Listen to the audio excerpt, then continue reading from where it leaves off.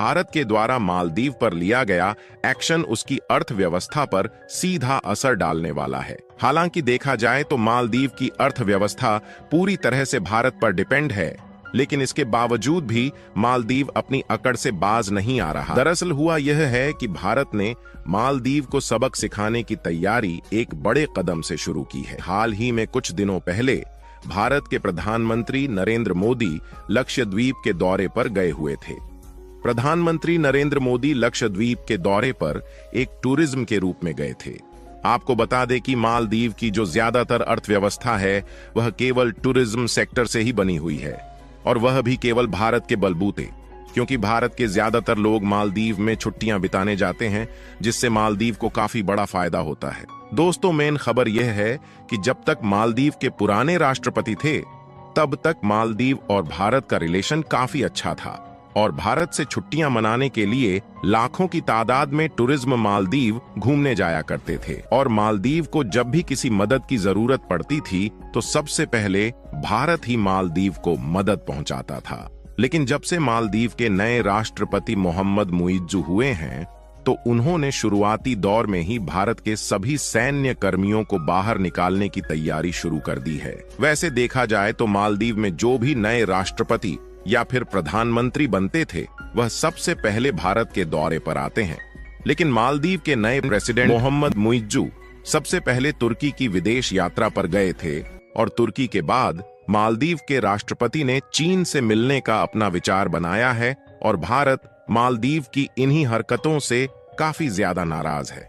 एक रिपोर्ट के मुताबिक साल 2023 में लगभग 1 लाख से ज्यादा टूरिज्म मालदीव घूमने गए थे, और आप इसी से अंदाजा लगा सकते हैं कि मालदीव की अर्थव्यवस्था में हम भारतीयों का कितना बड़ा योगदान है।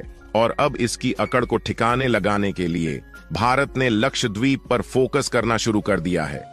भारत करोड़ों रुपए की इन्वेस्टमेंट लक्षद्वीप को एक अच्छा टूरिज्म सेक्टर बनाने में कर रहा है। इसकी दूरी भारत से काफी ज्यादा नजदीक है, जबकि मालदीव इससे कहीं ज्यादा दूरी पर स्थित है, यानी सीधे तौर पर कम खर्चे में यहां पर आ जा सकते हैं। जाहिर सी बात है कि अब हम भारतीय घूमने के लिए लक्षद्वीप को ही प्रेफर करने वाले हैं।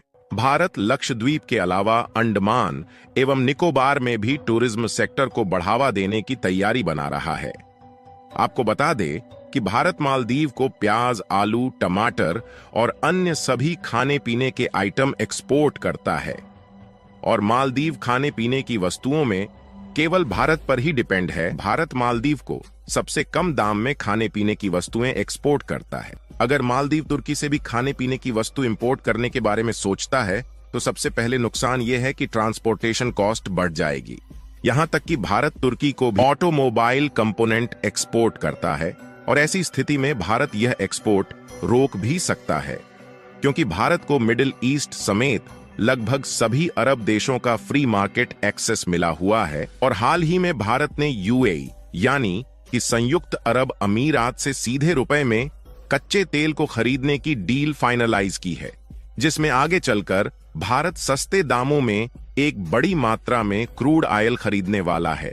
इसके अलावा भारत खुद अब सेल्फ डिपेंड होना चाहता है, और अंडमान निकोबार में रुके हुए तेल कुएं के प्रोजेक्ट पर फिर से काम स्टार्ट कर दिया है। यहां पर लगभग 17 मिलियन टन क्रूड ऑयल का भंडार मौजूद है। एक तो पहले से ही मालदीव की अर्थव्यवस्था ठीक नहीं थी, और इन्हीं सबके कारण और ज्यादा उसकी अर्थव्यवस्था बिगड़ने वाली है।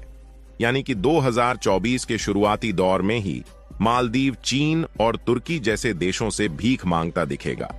वीडियो को अंत तक देखने के लिए धन्यवाद।